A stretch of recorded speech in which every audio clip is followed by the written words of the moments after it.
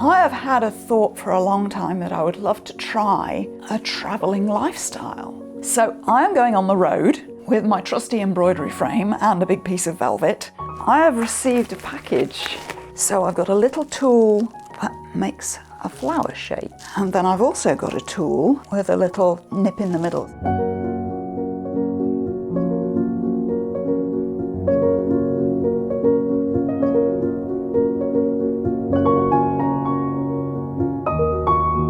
This brand new embroidery frame isn't big enough. I think this is one of those times that one goes to one's dad and says, I have an interesting engineering project for you.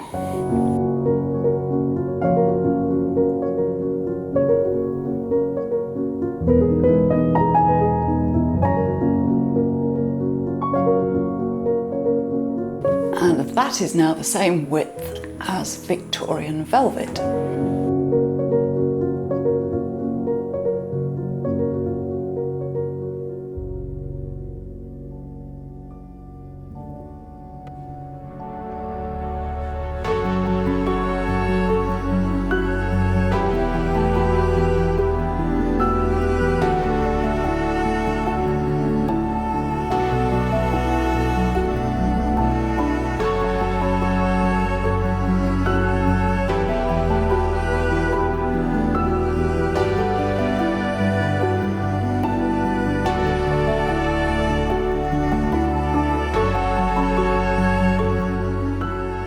Sewing fabric onto an embroidery frame. This is the first piece of backing fabric for my velvet coat, and the fabric has to be literally hand sewn onto the frame. This goes on the frame first, and then once this piece is stretched on the frame, we mount the velvet on top, which is the way the Royal School of Needlework book has told me to do it. What I'm learning about embroidery is that preparation is everything. So the most important thing about getting this cotton on the frame is that it has to be exactly on grain. It can't be skewed in any way. It has to be stretched exactly on the grain. Everything has to be absolutely right on the frame so that when you do all of that embroidery and you take it off again, you're not going to get any nasty surprises. And it has been quite the saga getting to this point. My dad has done a great little extension at each end of the frame, so that is now working. We've got a frame of the right length. I've been measuring and measuring and measuring the pattern pieces, measuring this cotton, measuring the velvet. Have I got everything the right size? Stress out, stress out.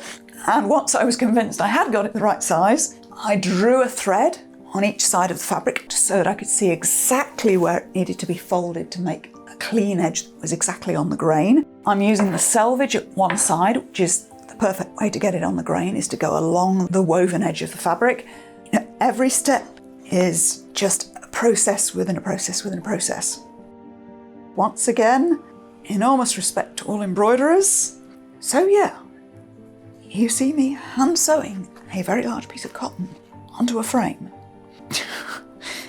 I did have a panic at one point. It seems like in most embroidery, these tapes are attached to the top and bottom of the embroidery, so the tapes would need to be on the short sides of the frame. So I emailed our friends at the Royal School of Needlework in an absolute panic, and they said, no, it's fine. The most important thing is to not have anything skewed, to have it really firmly anchored on the grain on the frame. So as far as I know, I'm doing this right so far. An awful lot has happened this month. You saw me last month preparing to not just move house, but give up about 95% of my possessions. I moved into this beautiful cottage in Derbyshire, and then we had a big launch of our new walking skirt course, Foundations Revealed, which took a lot of my time. Honestly, it looks like I spend a lot of time sewing. I'm not a full-time YouTuber. Most of my time is spent in a cafe with my head in a laptop running a business. The next step now, when I've got this cotton sewn on, is I'm actually moving on next week. I'm staying about a month at a time in each place. I am going back to Colorado, and I am taking this with me. And it seems that the cheapest option is not to travel with it, but to mail it to myself. So the velvet is going to be rolled and it's going to go in my suitcase with me, and the frame I'm going to mail to myself. I'm going to mail it to myself with the cotton attached. I'm going to roll it up and pack it, I think. So we will see how that goes.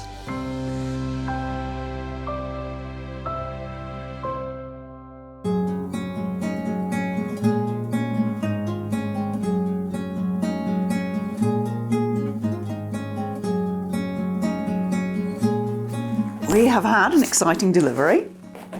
I have just arrived in Colorado, and so far so good with the travelling lifestyle. This is the embroidery frame. I brought the velvet on a roll in a suitcase, and the embroidery frame I've had sent via UPS. So this is all logistics, this travelling lifestyle. So let's get this open. So what I have here, I have the two ends, I have the two long sides of the frame with the backing fabric attached. And it's just a piece of cotton, so that survived fine. So now I've got my frame and my backing fabric all ready. I just need to attach the first piece of velvet onto here and we can get started.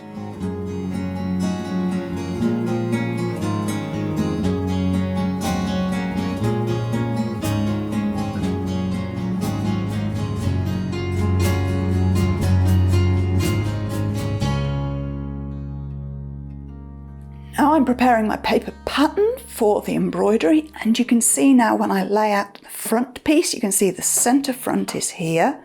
This is the front piece. Here's the side piece. You can see the armhole here and the neck here. You can see now why there was a strange seam in the velvet down here on the original coat. That is parallel to the centre front edge. So these pieces here up to here fit perfectly on my embroidery frame. That distance from here to here is just about 21 inches or so, which means that's the width of the velvet, or the original width of the velvet anyway. These are still going to be two pieces with a little gap in the middle because that's where the white triangular piece of lace and satin is going to go. But clearly those two pieces fit perfectly on the frame, and then that will fit on the next piece of velvet on the frame with the sleeves and the collar up here, and then the back will be a third piece. This is the sort of thing I love about doing these projects, when you find some sort of weird seam like that, and then as you reverse engineer and recreate it, you figure out, oh, I see why they did it that way.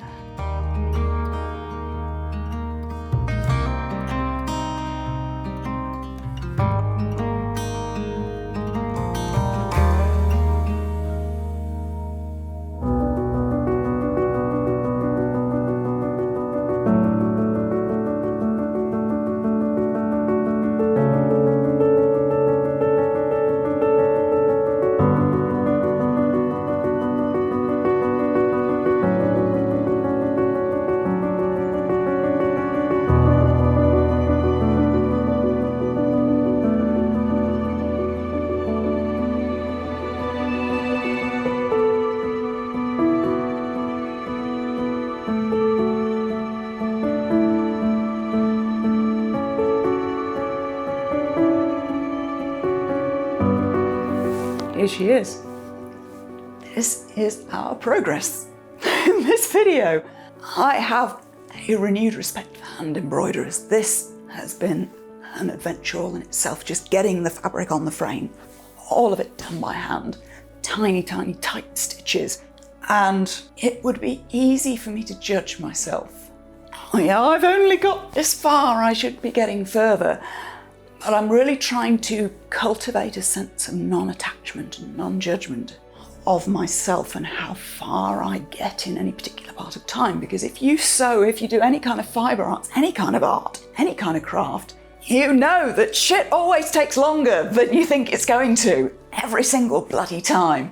And I'm really trying to make peace with that, because the fact is I'm running a business, and this is what I do in order to lose track of time, in order to not have a deadline, in order to not have expectations. And that has a downside because this always comes second, because I'm always thinking, well, my team need me, that person's waiting for me to get back to them, I need to do that thing. And this ends up going second, so we need to look at that little part of my routine. I've done this sort of project before and I had a routine for when I worked on it, so that perhaps is what we need to look at next. But it is what it is, this is as far as we've got, and we have made progress, so we're going to be happy with that. You can see how the pieces of the pattern fit on the frame now. You can see why that strange seam was down the side of the original coat. We can see that in action now, which I really like. My plans have changed a little bit. This velvet goes around the side of the frame slightly. You can see here the selvage down here. I've sewn it on like that because I've realised if I do that, the whole piece fits on this frame with just this little bit. I thought I was going to have to sort of roll the fabric across and do it in 2 sections. Actually, it all fits if the centre front just rolls over the side that little bit. And the centre front has no embroidery, so all of the embroidery fits on the surface I'm actually embroidering. So I am now going to move on to my next place and start marking out this pattern and start embroidering. In the meantime, thank you so much for your support and patience staying with me through this. This is the way I work. If you want to see somebody do this in a very different way, their own project with the same source material, the same coat, but done in a day, go look at prior attire. Izabela is an incredibly skilled and experienced maker, and she did a version of this coat in a day with a printed fabric, and it is fantastic. I've seen her work up close. She's an incredible maker. Go see her video. I will link it below. She did a quick version of this. I'm doing the slow version. And thank you for staying with me as we discover this together. Also, what the heck am I doing when I'm not working on this coat? I run an online historical sewing school called Foundations Revealed, and we are currently running our first ever 12-week course, how to make a Victorian walking skirt, which is usually the first piece people make in a history-bounding wardrobe. So we're starting there. We have our mentors and our editorial team all working together to make a comprehensive course that is suitable for apprentices and people who are just starting out with sewing, and also suitable for people who are a lot more experienced and a lot more ambitious. It is so in-depth, it blows my mind. I told my team to just do a simple course on how to make a walking skirt. They have taken that idea and run with it. They are going all out with weekly sessions, with handouts, with polls, with the full pattern drafting experience if you want it, or recommended patterns if you don't.